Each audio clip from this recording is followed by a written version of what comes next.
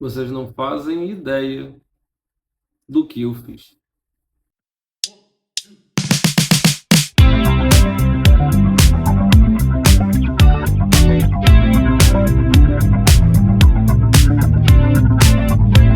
Gente, antes de mais nada, vamos comentar então o jogo Remo e Avaí, válido pela 18ª rodada do Campeonato Brasileiro da Série B, lá de cima, né? Briga lá em cima, lá no Mangueirão, às 9h30 da noite.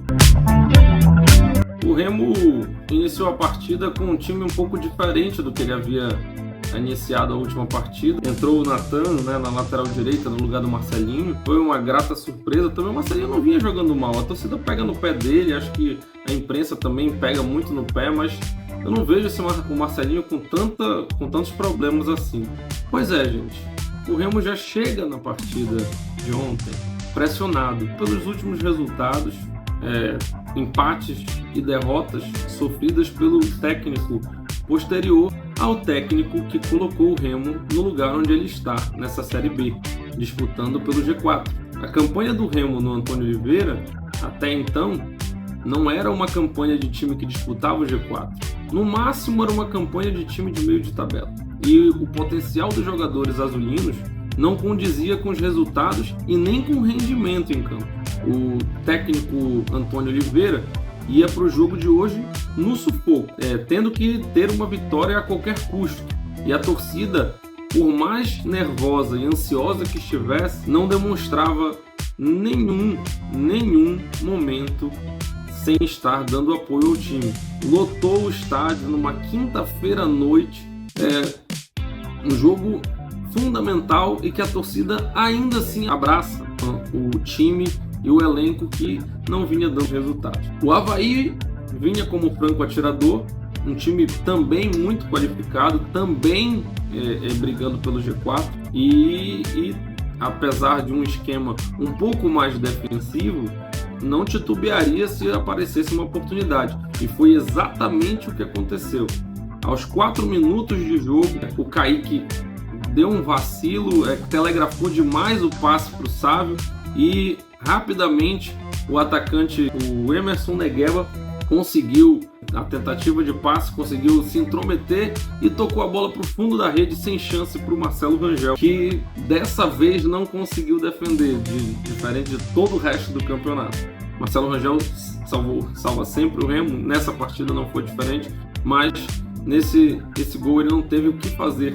Foi muito rápido, foi uma jogada de muita inteligência do atacante havaiano, um pouco menos inteligência do que o zagueiro. Nesse contexto, a vaca parecia ter ido para o brejo, mas o Remo conseguiu colocar a cabeça no lugar, paulatinamente veio a se reconstruir dentro da partida, conseguiu se acalmar, se estabilizou, conseguiu voltar ao jogo, conseguiu trabalhar melhor essa bola, trabalhar nessa criação, nessa construção de jogadas, nesses lançamentos rápidos. Essa transição rápida foi muito importante para o resultado do jogo e foi a partir daí que o Remo conseguiu chegar ao seu gol de empate, novamente com o Matheus Davó. Faz o segundo gol na segunda partida, gols importantes, e parece que o Remo, assim como o Paysandu, encontrou o seu centroavante no momento crucial. A gente costuma dizer que o centroavante decide a partida. Bom centroavante faz qualquer time mais ou menos ser um time excelente, que é o que vale a bola na rede. O centroavante está lá para isso. Então o Matheus Davó conseguiu, numa cabeçada muito perspicaz, né, de costas para o lance, dar um toque tirando do goleiro César Augusto e empatando a partida. Já aos 42 minutos do segundo tempo, uma jogada que o Pedro Rocha conseguiu cavar, o juiz foi na dele, deu o pênalti, não vou entrar no mérito, o resultado está aí. E o Pedro Rocha conseguiu, de pênalti, virar o jogo ainda no primeiro tempo.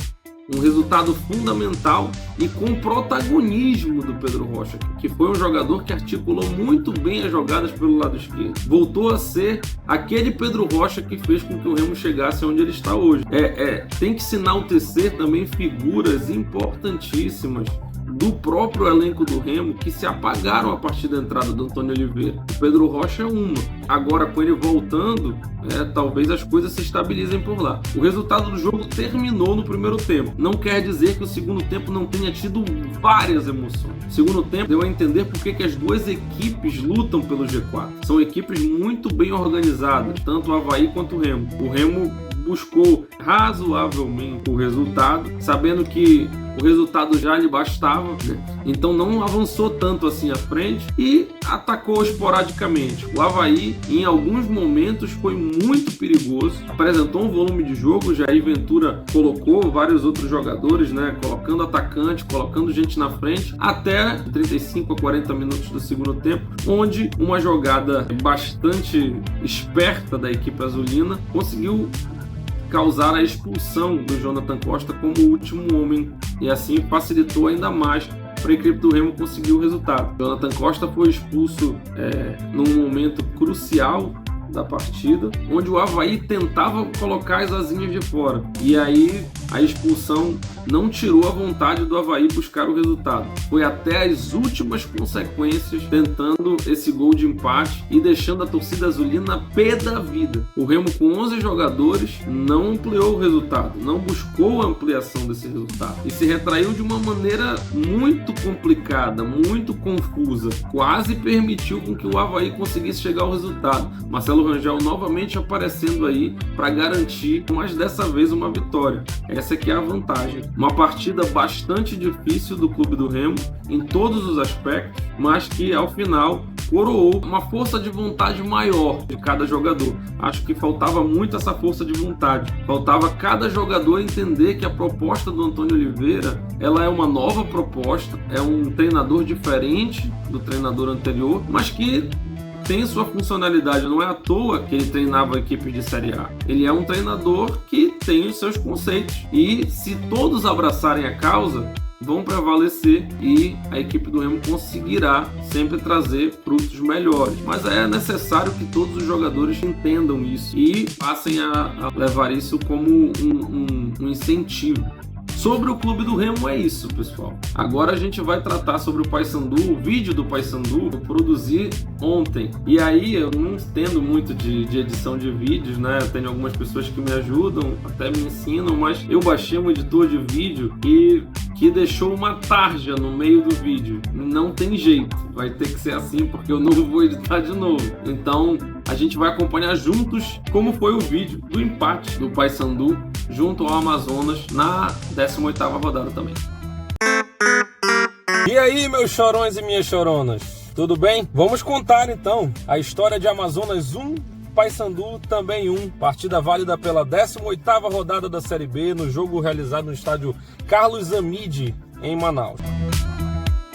Quando saíram as escalações do Paysandu e do Amazonas, a gente ficou naquela expectativa do mesmo time praticamente que o Paysandu enfrentou a equipe do Curitiba, que era líder do campeonato, e se saiu muito bem no resultado. A única modificação foi a entrada do zagueiro Thalisson no lugar do Maurício Antônio, que porventura posteriormente iria entrar novamente, né, na partida por outras condições. A apresentação foi diferente. O domínio do Paysandu na primeira metade do primeiro tempo foi estrondoso e o Galvez fez uma grande partida, caindo pela esquerda com todas aquelas valências, né, que ele possui, né?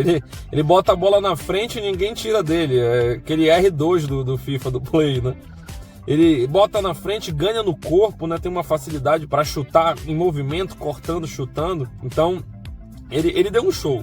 A primeira metade do primeiro tempo, o Galvez foi com certeza, junto com o Diogo Oliveira, que posteriormente faria a abertura do placar, né? Foram os grandes personagens do primeiro tempo de um Paysandu que pressionava muito a equipe do Amazonas. O Amazonas não conseguia sair jogando, tentava sair com os zagueiros, né? Um desenvolvimento defensivo para progredir.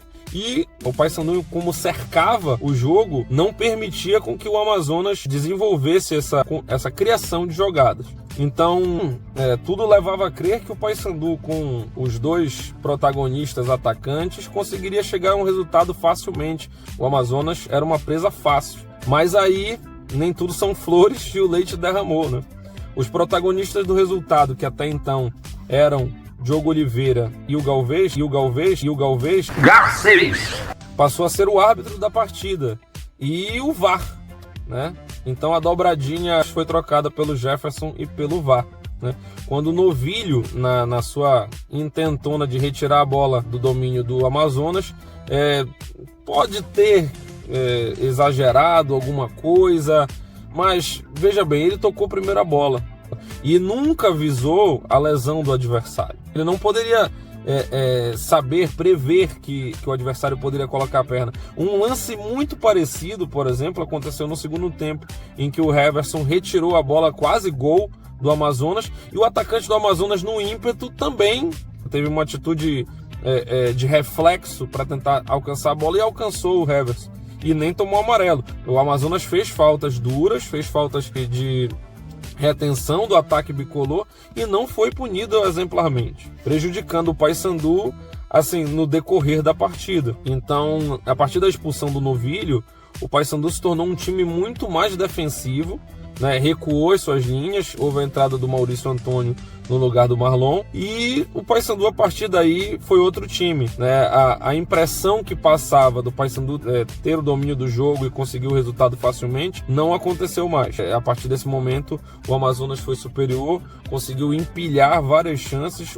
O goleiro Gabriel Mesquita foi o grande responsável pelo resultado do Paysandu, que no segundo tempo, né, sofreu o gol de empate, né? De novo o Anderson Leite, e aí vem essa tragédia do Leite, né? Esse aí não precisa ser derramado, ele já vem, né, derramado. Comete o segundo equívoco, né, em 2 partidas. Contra o Curitiba ele já vinha, já meteu a mão na bola num lance bizonho, e agora ele também bota a bola dentro da rede num lance que poderia ter sido evitado.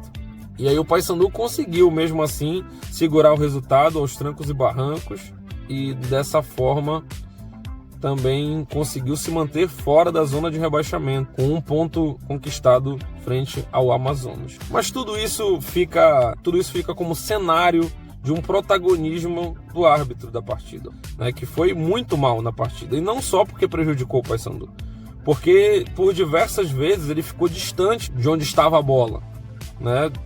Então essa participação da arbitragem foi bem complicada, prejudicou realmente o Paysandu, que hoje, né, só resta chorar, que nem o Novilho teve que sair, ficou lá na saída do vestiário chorando. É o que dá para fazer hoje. Mas a diretoria não pode se contentar com isso. A diretoria também tem o dever de se manifestar para que isso não ocorra mais. Ou então que mostre a sua indignação. O Paysandu precisa expor essa indignação para que os responsáveis possam se sentir coagidos nessa circunstância de dano, de lesão, num resultado que facilmente se verificaria diferente.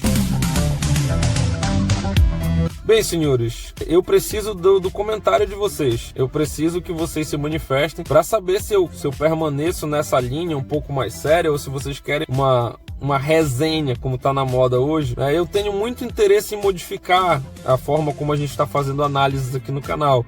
Porque realmente eu não tive tempo ainda de aprender a editar vídeos, então eu não posso me utilizar muito desse fator de edição para destacar as formas como eu trato as coisas. Inclusive o canal, ele conta com isso, né? Ele conta com esse tipo de humor. E eu tô sentindo que o vídeo tá muito sério. Eu tô todo formal aqui.